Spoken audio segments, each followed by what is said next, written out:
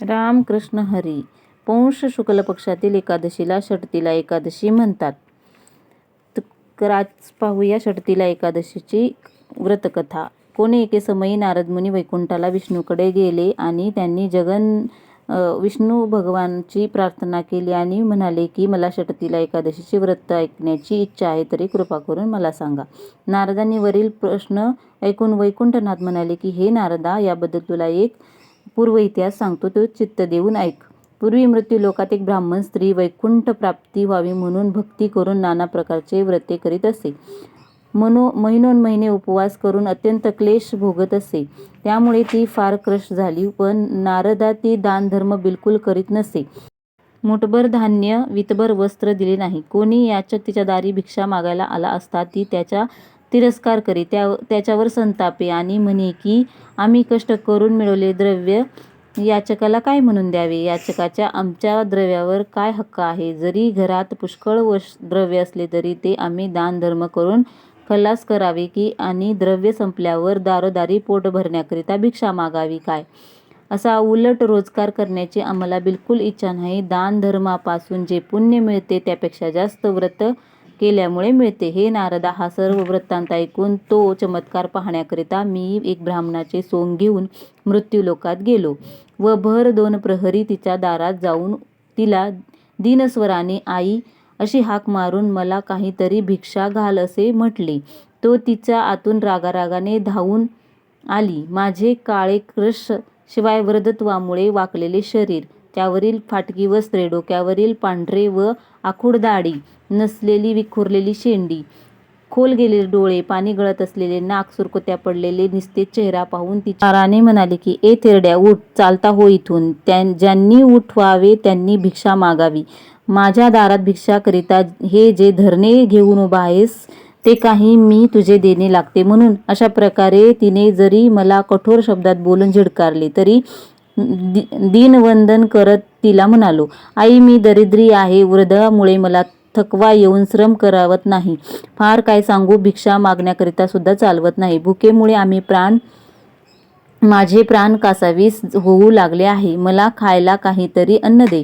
हुश करून पटकन जमिनीवर खाली बसली.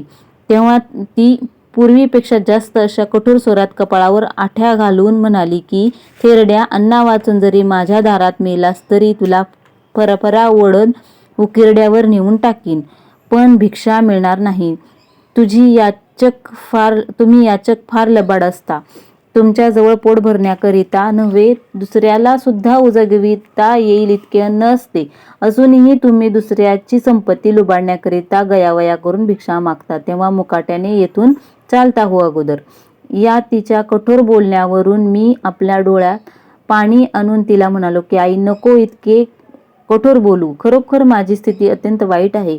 मी दरिद्री असल्यामुळे व त्यातून वृद्ध असल्यामुळे मला माझी बायको सुद्धा विचारत नाही. मुले झिडकारतात, शेजारी जवळ येऊ देत नाही. मजवर दया कर आणि खायला काहीतरी दे. तेव्हा ती त्रासाने घरात गेली व तिने ताटात मातीचा ढेकूळ घेऊन झाकून बाहेर आणला आणि माझ्या झोळीत टाकला. हे नारदा, हा चमत्कार पाहून मी स्वस्थानाला वैकुंठाला परत आलो. पुढे थोड्याच दिवसात ती मृत्यू पावून व्रताच्या पुण्याने स्वर्गात गेली. तेथे तिला एक सुंदर घर मला मातीचा ढेकूळ दिल्यामुळे मिळाले.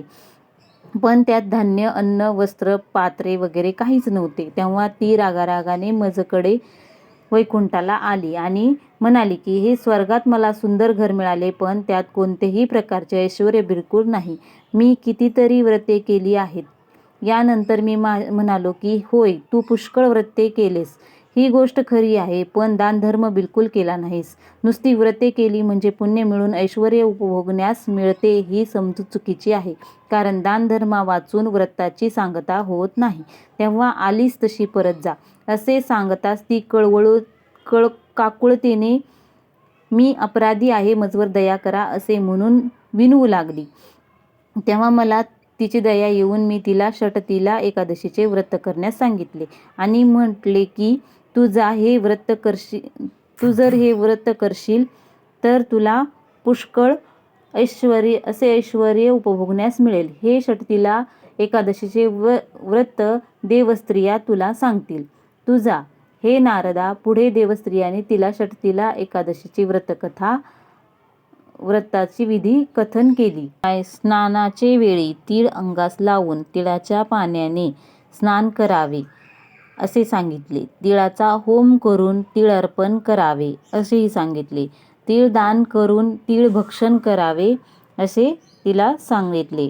पुढे तिने षटतिला एकादशीचे व्रत करून अपार सौख्य उपभोग मिळविला. श्री विष्णू म्हणाले की, हे धर्मराजा, जे कोणी हे षटतिला एकादशीचे व्रत करतील व महात्म्य ऐकतील ते पुण्यवान होऊन मोक्षप्राप्तीला जातील. तर अशा प्रकारे ही षटतिला एकादशीची व्रतकथा आहे. तर षटतिला एकादशीच्या सर्वांना हार्दिक शुभेच्छा. व्हिडिओ कसा वाटला ते नक्की सांगा. लाईक करा, शेअर करा, सबस्क्राईब करा. तर चला तर मग, राम कृष्ण हरी.